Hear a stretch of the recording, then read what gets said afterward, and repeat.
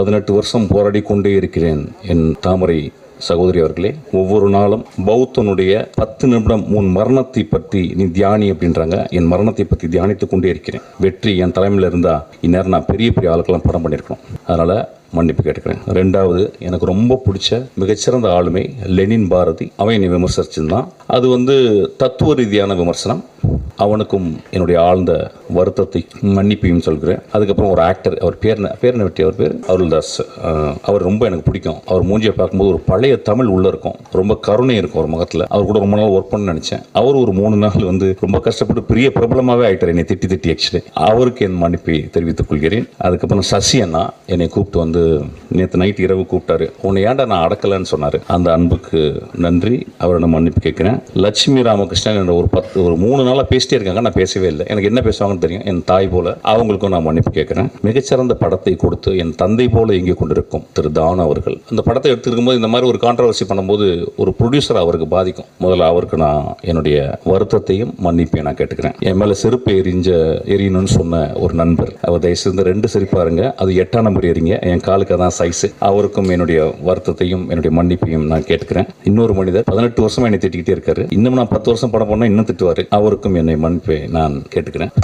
இப்போ நான் பேசலாமா? ஓகே. ஃப்ராய்டு ஜோக்ஸ் அண்ட் அன்கான்ஷியஸ்னு ஒரு புக் எழுதியிருக்காரு. ஜோக் சொல்லும்போது, ஒரு நகைச்சுவை சொல்லும்போது அதை ரிசீவ் பண்றவங்க, அதை வாங்குறவங்க, சிரிக்கிறவங்க ஆள் மனத்துல இருந்து தான் சிரிக்கிறாங்க. they never react from their conscious. ஒரு ஜோக்கினுடைய இயல்பு. அன்னைக்கு மேடையில் அதான் நடந்துச்சு.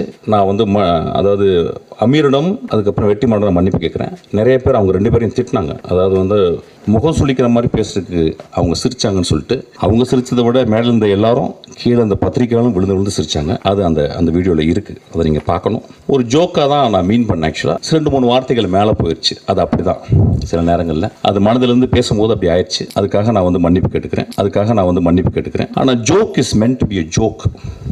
அது யாரையும் அந்த இடத்துல ஒரு பர்டிகுலரான ஒரு பர்சனை நான் விமர்சிக்கிறவே இல்லை, ஒரு பர்டிகுலரான ஒரு மனிதனை தாக்கணும்னு எண்ணமே என்றதே இல்லை. என்னுடைய ரொம்ப நேசத்துக்கு சொந்தமான என் விஷால் நானும் சண்டை போடும்போது, என்னை மோசமாக பேசும்போதும், என்னை பற்றி அடுத்தவங்களை தப்பாக பேசும்போதும், நான் ரொம்ப வெகுண்டு மேடையில் பேசும்போது ஒரு வார்த்தை கூட அவனை நான் மோசமான வசை வார்த்தைகளால் பேசலை. நான் சொன்ன ஒரே வார்த்தை பொறுக்கின்னு சொன்ன வார்த்தை தான். எனக்கு அந்த வார்த்தையை சொல்லி அளந்து தான் சொன்னேன். நண்பர்களே, மேடையில் சொன்னாங்க, என்ன சொன்னாங்கன்னா, ஒரு மேடையில் பேசுறதுக்கு நாகரிகம் வேணும்னு சொன்னாங்க. நண்பர்களே, ஒரு மேடையில், அது என்ன மேடைன்னு எனக்கு தெரியல, ஒரு அரசியல் மேடை அல்லது இது கூத்து செய்யும் கலைஞர்களுடைய மேடை. இது அந்த கூத்து கலைஞர்கள் கிராமங்களில் போனீங்கன்னா வள்ளி திருமணம் நிறைய நாடகங்களில் பார்த்தீங்கன்னா, அதுக்காக நான் மன்னிப்பு கேட்டுக்கிறேன்.